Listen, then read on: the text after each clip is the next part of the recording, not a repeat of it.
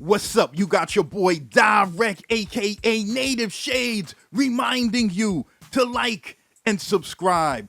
Cause today we're gonna be talking about tracking out. Yes, tracking out. Finally, we can talk about tracking out our music.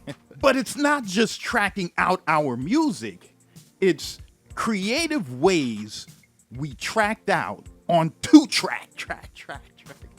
Like, when you don't have 6 outs or 8 outs on your sampler or whatever machine you're using, and you only have 2 stereo outs, what technique do you use to track out? Now, I remember in the mid 2000s when the MPC 1000 and the MPC 2500 was everything. And I remember cats would be like, hey man, I just finished making this slamming beat on the MPC 2500, and now I'm gonna track out each individual track out the 8 outputs of the MPC 2500 into my Pro Tools audio interface. Man, it's like a dream. And I literally remember listening to this guy and just feeling jealous because I had the MPC 500 and I just had stereo outs, 2 stereo outs. So what was the solution? What was my creative ways of tracking out? Track out method number 1, panning the stereo outputs one side all the way to the left and the other side all the way to the right. So it's kind of like 2 mono outputs. So you'd have 2 tracks. Let's say you have your drum track and you got your piano track. And on the track with your drum track, you pan all the way to the left. And the track with the piano track, you pan all the way to the right. And when you track them out into your audio interface, it comes in your DAW, one track with the drums all the way to the left and the other track with the piano all the way to the right. And now you just put them in the center and there you have it. You just tracked out 2 tracks. Amazing.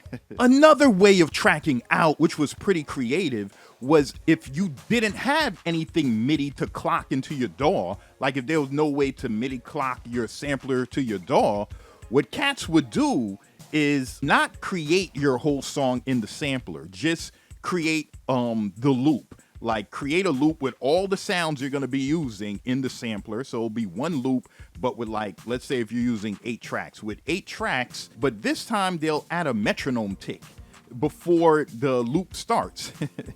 So before the starts, you're gonna hear, 4 metronome ticks, tick, tick, tick, then the loop will start. And what they would do is save it as a sample, like render it as a wave and save it as a sample. So they'll save all the tracks with the metronome tick in the beginning as a sample and then export the sample to their DAW. And when they put all the tracks in their DAW, they'll just make sure all the metronome ticks on each track are lined up perfectly. Like track 1 ticks are lined up with track 2 ticks, which are lined up with track 3 ticks, and then they'll create their beat on the DAW. I'm telling you, if you didn't know these methods, it could be frustrating thinking of creative ways to track out on 2 stereo outs. It's like when you get a earpiece, like those earbuds, like a JVC earbud or something. You'd get a nice pair of earbuds. You love using it because you hate headphones. You hate to have this big clunky thing on your ear. So you like the earbuds because you can put one earbud in the ear and leave the other out so you can hear what's going on around you. Just in case cats try to sneak up on you or something, they can't catch you slipping. But for some reason, after like 2 months, the earbud, one part of the earbud, one side of the earbud stops working. And this always happens. And I don't understand it. I'm like, can these manufacturers just make earbuds that work? If they create that, I'll throw my whole bank account at that company. Now, the last way, actually the direct way of tracking out is I would actually do my whole song on the sampler. You can track out multiple tracks out one output. You know what I'm saying? Only because on the first track, it can have your main sample for the first like 4 bars, and it doesn't appear until like the last 8 bars of the first verse. Then it disappears again for like the verse 3 or something. On your second track, the hook can come in at like bar 17.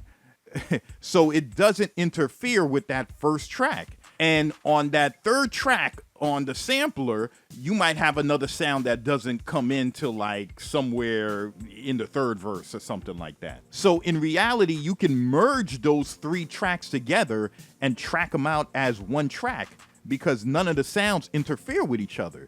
So when you have it as one track in your DAW, now you can duplicate that track 2 times and eliminate the parts you don't want. So on that first track in your DAW, it can have the main sample.